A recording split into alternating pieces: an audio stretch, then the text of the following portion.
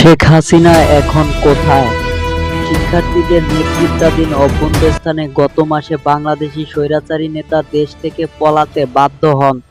এরপর থেকে নয়াদিল্লির নৈশভুক্তগুলোর একটি আলোচ্য বিষয়, শেখ হাসিনা এখন কোথায়? গত ৫ই আগস্ট বিক্ষোভকারী ঢাকায় হাসিনার বাসভবন অভিমুখে অগ্রসর হলে তিনি পদত্যাগ করেন। তিনি বাংলাদেশের একটি সামরিক উড়োজাহাজে করে ভারতের গাজিয়াবাদের কাছ থেকে ভারতীয় বিমান বাহিনীর একটি ঘাঁটিতে আসেন।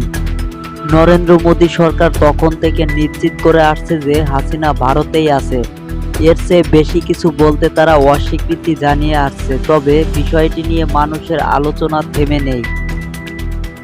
বিশ্বাসযোগ্যতার ক্ষেত্রে হেরফের আছে, তবে ভারতের একটি শিক্ষিত শ্রেণীর সদস্যরা ব্যক্তিগতভাবে কথাবার্তায় বলেছে, ক্ষমতাযুক্ত শক্তিশালী এই নারী নেত্রী ভারত সরকারের একটি নিরাপদ আবাসে সেফ হাউস